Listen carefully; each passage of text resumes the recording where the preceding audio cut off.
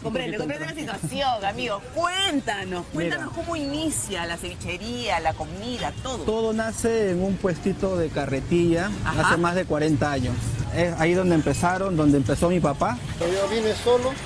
Una carreta de madera. Ajá. Puras conchas era usted. Conchitas negras. Mira, ya soy cliente permanente acá. ¿Ya cuántos años vienes acá a comer? Ya perdí la cuenta, creo algo de 5 años. Y siempre acá. Fiel a Fausto. Este es el negocio de tu papá, su carretilla, todo. ¿Y tú?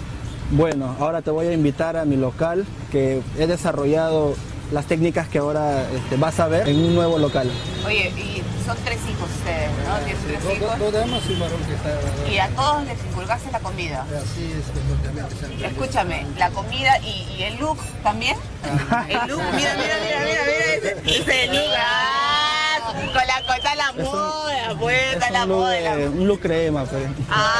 Amigas y amigos de Círculo Virtuoso, muy buenas tardes, bienvenido a nuestro programa del día de hoy, 15 de febrero 2020, estamos quincena del segundo mes del año y terminamos, por cierto, una semana bastante movida, un poco complicada en el ámbito político porque de la renuncia del Procurador Público del Estado también se sumaron las renuncias de 3 ministros. Felizmente, digamos que el Estado y el presidente de la República tomó juramento prácticamente en forma inmediata a los nuevos ministros de Estado y sobre todo con las sugerencias, por supuesto, de sus asesores para evitar que surgiera por ahí una crisis en el aparato estatal, sobre todo cuando no tenemos pues un Congreso en ejercicio pleno. Está también de parte de Alianza para el Progreso, el partido que ha sacado una buena votación, ha considerado emitir un pronunciamiento a nivel nacional en el sentido de que se debe adelantar la juramentación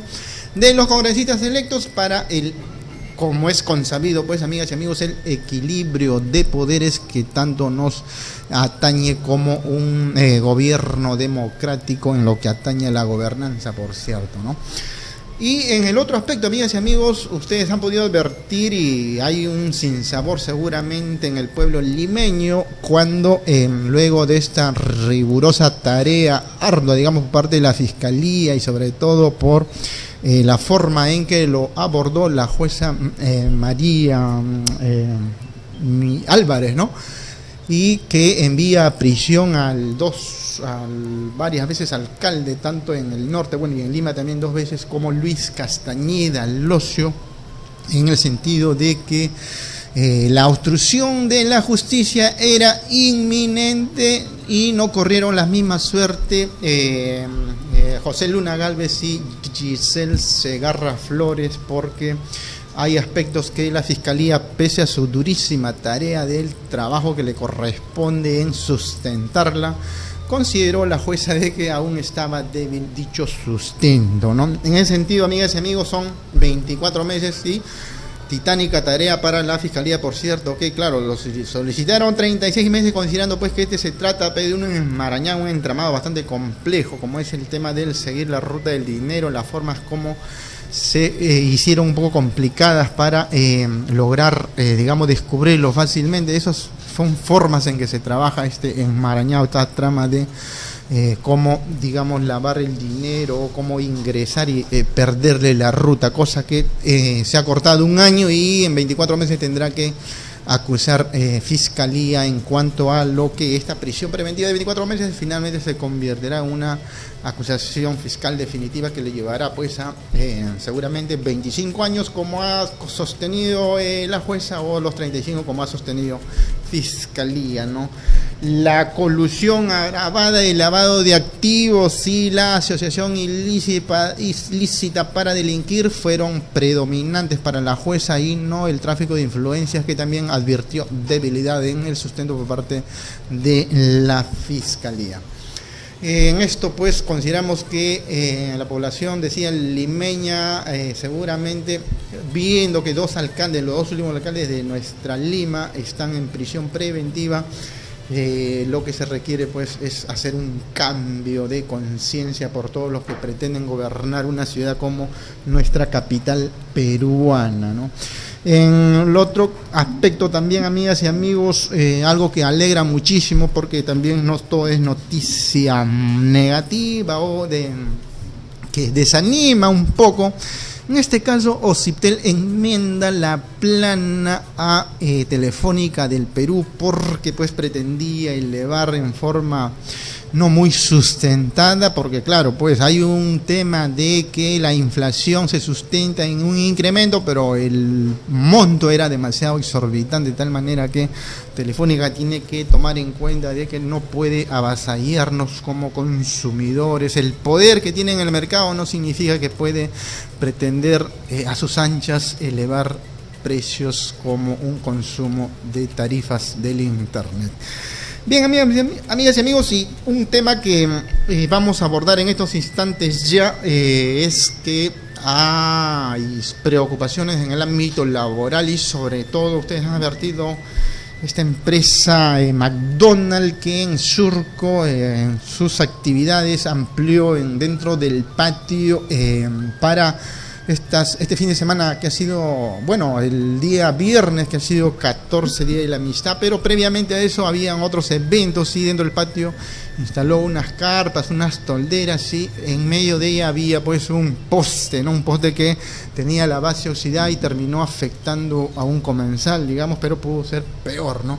Y como ustedes saben, pues hay rigurosas medidas normativas modificadas, por cierto, por parte de SUNAFIL en el aspecto laboral, y que considera que cuando sucede una situación de naturaleza, lo que corresponde es el cierre temporal de este ente o esta empresa, ¿no? Para darnos más luces en ese sentido, hemos invitado a un abogado laboralista. Él es también parte de la Casa de Onda Digital Televisión, que ya se encuentra con nosotros para hacerle las preguntas correspondientes y aclararnos, sobre todo entender por qué esta dinámica del cierre de empresas. Pero también hay temas como el seguro vida ley, que lo abordaremos de forma inmediata. Dante, ¿cómo estás? Muchas gracias por estar en nuestro programa nuevamente. Gracias, Juan, buenas tardes, y contento de estar en tu programa y con muchas ganas de hablar sobre temas laborales como siempre. Efectivamente, Dante, yo te agradezco a ti por darte ese espacio en esta trajinada actividad que tienes, pero vayamos en el punto. A ver, el seguro vida ley es un tema que los empresarios seguramente, dentro de sus costos proyectados anuales, consideran en ese rubro, y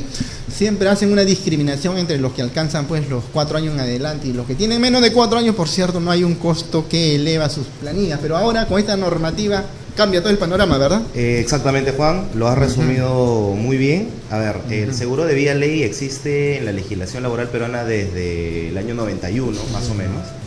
Pero como tú bien has indicado, era una obligación del empleador solamente para aquellos trabajadores que cumplían 4 años. Correcto. Es decir, todos aquellos trabajadores que tenían desde un día hasta 3 años, ¿no? 11 meses y 29 días no tenían la obligación de contratarse este seguro. Sí, claro. Pero justamente por toda la preocupación que se está generando para la protección de la vida de los trabajadores, es que el gobierno ha modificado la norma de seguro de vida ley y ha establecido que es una obligación de los empleadores desde el día 1 que el trabajador presta servicio. Eso significa pues de que el periodo de prueba, que claro, en términos generales, digamos, las empresas se toman al trabajador los 3 primeros meses, ¿no? No hay forma excepcional de decir mi trabajador está en periodo de prueba, por lo tanto todavía no tiene mucho sentido no contratar este seguro, ¿verdad? No, porque a ver, el seguro de vida ley, ¿cuál es la idea? De proteger al trabajador de manera inmediata frente a básicamente 2 contingencias: la muerte o la incapacidad permanente. Correcto. Entonces, un poco la lógica del gobierno ha sido, si un trabajador muere, aunque esté en periodo de prueba, la idea es que tenga su familia, evidentemente, una cobertura inmediata, ojo, inmediata, porque el pago lo hace la aseguradora. O sea, el empleador se obliga a contratar el seguro. Supongamos que un trabajador tiene 1 mes y no ha superado el periodo de prueba y fallece por un accidente. Ojo, puede ser un accidente de trabajo o fuera del centro de trabajo. Eso hay que explicar un poquito, Dante, a nuestros amigos televidentes, porque claro, nosotros podemos de repente colegir de que si una empresa tiene 5 centros laborales, un centro comercial o una librería o un restaurante que tiene una cadena, por cierto, el trabajador se va a trasladar de un punto hacia el otro punto, al otro establecimiento, y eso se entiende que es fuera del centro de trabajo, ¿o hay que precisar algo más ahí? A ver, con relación al seguro de vía ley, como mencionábamos, es un seguro que protege 2 contingencias. Un accidente, no he dicho accidente de trabajo, un accidente o una incapacidad. O una muerte natural. Correcto. Pueden ser las tres circunstancias, ¿no? Entonces, si es un accidente, hay una protección de 32 remuneraciones. 32, si es muerte natural, digamos que el trabajador está enfermo, por ejemplo, ¿no? Tiene una enfermedad, no sé, que genera la muerte, son 16 remuneraciones. Qué importante. Y si es incapacidad permanente, también 32 remuneraciones. 32 y 16, ¿no? Ya, sí. Correcto. Ahora, cuando tú precisabas, Dante, de que se va a proteger dentro y fuera del establecimiento, podemos dar una precisión ahí, porque claro, si yo, por ejemplo, tengo un horario de labores de 9 a 5 de la tarde, trasladándome a mi casa ya fuera del horario laboral, 7 de la noche, me ocurre un accidente cuando estaba a punto de llegar a mi domicilio, ¿ahí cómo se trata de este aspecto? No, el seguro de vía ley, insisto, no tiene nada que ver con si es accidente de trabajo o no. Si el trabajador fallece por un accidente, que se considera un accidente, un evento oportuno, digamos, fortuito, pues, inesperado, ¿no? Le corresponde esta cobertura, al margen de si fue dentro o fuera de la empresa, fue en su casa. ¿Y el horario laboral no implica ahí no tiene ninguna relevancia? O sea, que ahí tienen un gran peso, digamos, las aseguradoras, ¿no? Porque a veces hay cláusulas que sostienen que podría ser dentro de las excepciones que a veces consideran. Hay excepciones en las pólizas, pero están vinculadas, por ejemplo, al suicidio. Bueno, ya ese es terrible. Por ejemplo, ¿no? Si el trabajador se suicida, evidentemente no estamos ni frente a una muerte natural, ni a un accidente. Entonces, en ese caso es el propio trabajador el que genera su fallecimiento. Evidentemente no hay ninguna póliza que cubra eso, ¿no? Claro, ahora, ¿cómo se ha dinamizado esto, Dante? Porque, claro, normalmente en la práctica hemos advertido, antes de esta normativa que sostienes, de que los empresarios, los empleadores, compraban un seguro prácticamente anual y sobre todo que se aseguraban que aquellos trabajadores pues eran trabajadores estables, más de 4 años o alcanzaban 5, entonces no tenía mucho sentido estar renovándolo un corto tiempo, menos de 6 meses o dentro de menores tiempo, ¿no? Entonces suscribían un contrato anual y todos tranquilos, pero en este caso, recorriendo o retomando un poquito el periodo de prueba, que yo contrato por 3 meses, 4 meses o 5 meses, eso ha hecho que seguramente flexibilicen las empresas aseguradoras y también vendan seguros por cortísimos tiempos. ¿Cómo está manejándose eso? Sí, también. Lo que pasa es que, como mencionábamos, las empresas solo estaban obligadas legalmente a contratar este seguro de vida, que es un seguro de vida realmente, ¿no? Claro. Obligatoriamente a favor de sus trabajadores a partir de los 4 años. Entonces, no mucha gente cumple 4 años en una empresa, al menos en las empresas privadas. En el Estado de repente es distinto, ¿no?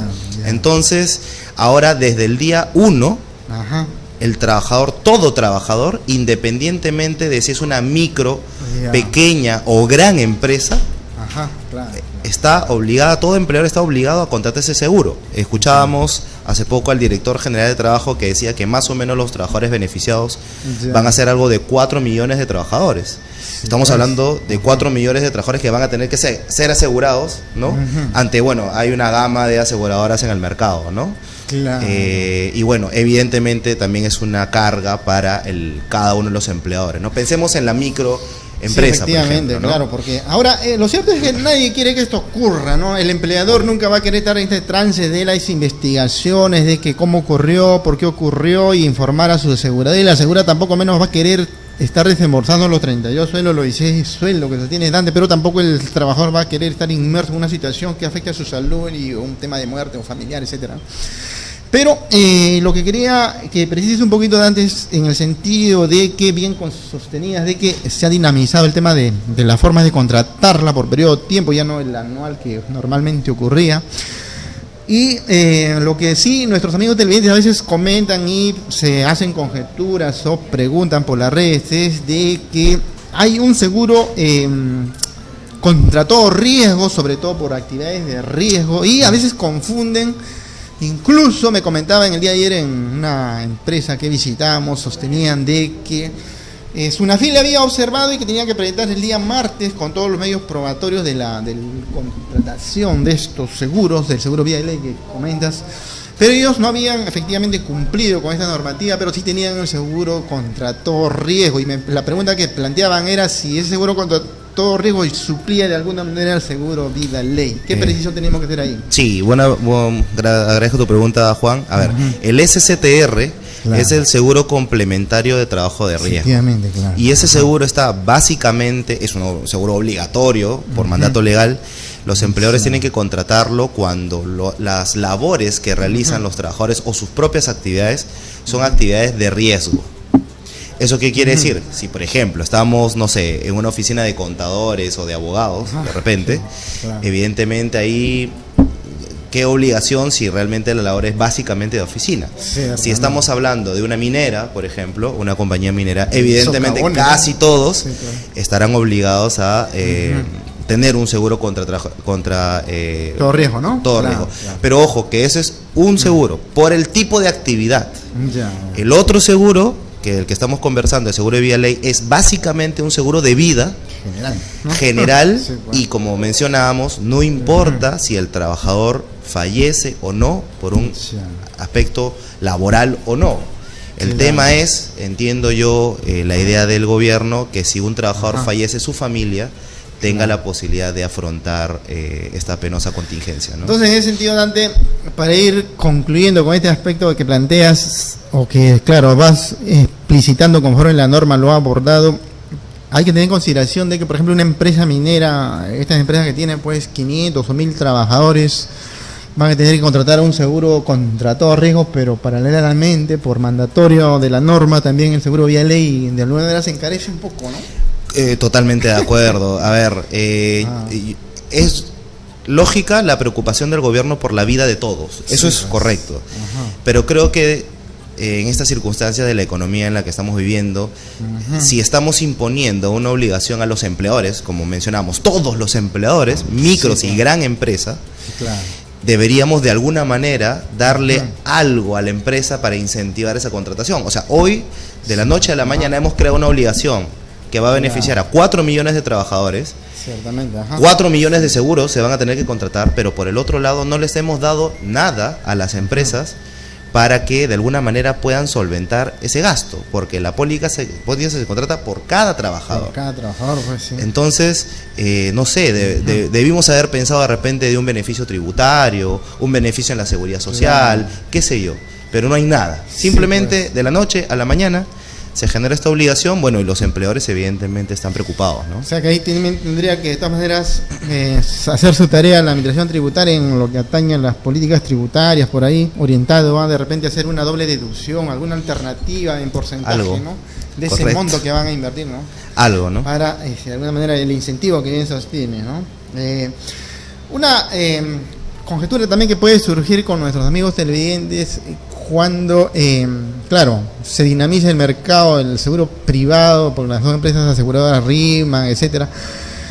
Pero también hay una alternativa en cuanto al salud, ¿no? Que también ofrece, creo, una alternativa de los 5 soles, pero creo que tiene otro tratamiento, de alguna manera puede considerarse también un seguro vía ley y eso.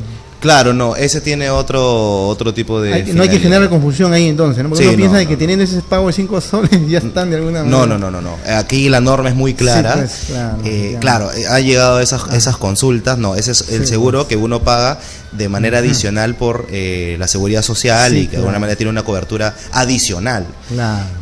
Pero no, acá es la contratación de la póliza de seguro de vía ley y a través de las aseguradoras, ¿no? Claro, ahora Dante, en el sentido de esta situación, por cierto, que ha ocurrido con esta empresa McDonald's, que está de malas a varias situaciones últimamente recurrentes, digamos, ¿cuál es tu opinión en el sentido de que, claro, las sanciones drásticas se dan por situaciones recurrentes y una de las sanciones es el cierre del establecimiento cuando ha ocurrido una un accidente, ¿no? ¿Cuál es tu opinión en ese sentido? ¿Está muy bien? ¿Es demasiado sancionatorio? ¿Muy fuerte? ¿Cómo lo abordas? Sí, a ver, evidentemente en un orden de prioridades la vida de las personas, de los trabajadores, tiene que estar en primer orden. Eso es una premisa indiscutible. Sí, pues. Pero, a ver, justamente el año pasado salió esta norma que establecía, le daba facultades adicionales a los inspectores para que los propios inspectores determinaran el cierre temporal del establecimiento, de la unidad económica,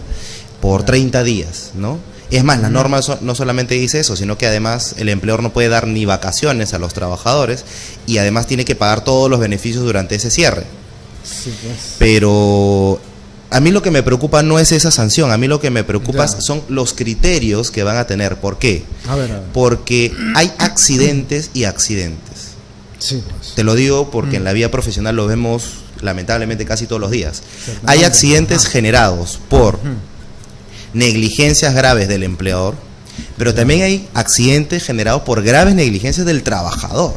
Sí, ¿no? Mira. Entonces, sí, cierto, claro. Si por ejemplo estamos frente a un trabajador que ha sido capacitado, que se le ha dicho, para poner un ejemplo muy, para que todos tus televidentes lo puedan entender, no sé, si yo le doy a un obrero un arnés, por ejemplo, ¿no? Claro.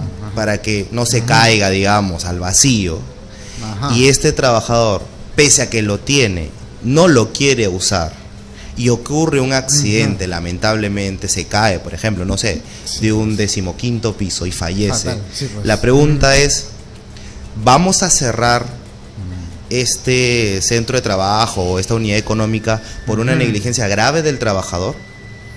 Entonces ahí viene la preocupación, ¿no? Sí, pues, ahí viene la preocupación. Evidentemente, si la empresa no dio arneses a ningún trabajador, bien cerrado estará. Hay bien cerrado, porque claramente no vamos a esperar que se caigan más personas. Claro. Pero si todos tienen y es el trabajador el que no desea usar, y de repente los televidentes estarán preguntándose, ¿pero eso pasa? Sí, eso pasa. Sí. Hemos visto en la vida profesional trabajadores que reparan máquinas prendidas, que no usan los arneses, que no usan los cascos, que no usan los guantes de seguridad, por ejemplo, para temas eléctricos. Por ejemplo, ¿no? Entonces, ya por la propia cultura a veces, ¿no? No tenemos, los propios trabajadores no tienen una cultura de prevención de riesgos, por más que tengan capacitaciones y todo, ¿no? Entonces ahí viene el problema, ¿no? Sí, pues efectivamente, porque como bien tienes y que estás tocando el tema de las capacitaciones o entrega de las EPP, los equipos de protección personal. A veces, pues, cuando Sunafil hace una visita inopinada a las empresas, de pronto pues aborda a los trabajadores y ya se pregunta, ¿usted ha sido capacitado en mínimo 4 capacitaciones en el periodo de los últimos 12 meses? Y el trabajador responderá sí, no, y le repreguntará qué temas se capacitó, y de pronto por ahí uno de los trabajadores dirá, bueno, fui capacitado pero no entendí nada al expositor, y entonces genera ahí todo un tema de que podría plantearse una propuesta de multa al empleador, porque nunca la multa pues va a ir al trabajador, ¿no? Ahí como, de acuerdo, porque tú estás en esta temática, pues, al mundo de las corporaciones, la asesoría, ¿consideras que debes hacerse un reajuste ahí? O a veces, como bien sostiene, el trabajador no necesariamente está en óptimas condiciones en estos aspectos de las capacitaciones, el uso de los EPP, etcétera. Por ahí puede cometer algunos errores y eso finalmente termina cargándole de multas al empleador. El empleador podrá de repente, dentro de la rigurosa investigación que haga, dilucidar que ha sido error de su trabajador y por lo tanto de repente generarle un despido, pero la multa es fuerte en función de la cantidad de trabajadores también afectados, o hay otros criterios. Generalmente más perjudicado será el empleador por una multa frente a un despido de un trabajador por errores cometidos. ¿Cómo adviertes ese escenario? Sí, lo has descrito bastante bien, Juan. Lamentablemente, a ver, tú contratas a alguien y normalmente uno lo primero que hace como empleador es fijarse en las aptitudes que tiene el trabajador, ¿no? Digamos, no sé, por ejemplo, si uno egresa del Senati, por ejemplo, pues, uno presume, ¿no?, que este trabajador pues está, porque incluso en su currículo, digamos en la currícula, la malla curricular, tienen capacitaciones para prevención de riesgos. Entonces tú dices, oye, este señor sabe perfectamente que pues, si tienes un tema eléctrico hay que usar los implementos, no necesito decírselo yo. Pero hay que actuar, lamentablemente, con toda esta, digamos, dinámica que tenemos actualmente. Los empleadores casi actúan como padres, ¿no? Pensar siempre en el error que puede cometer el trabajador y la negligencia, ¿no? Y eso no me parece que sea lo correcto.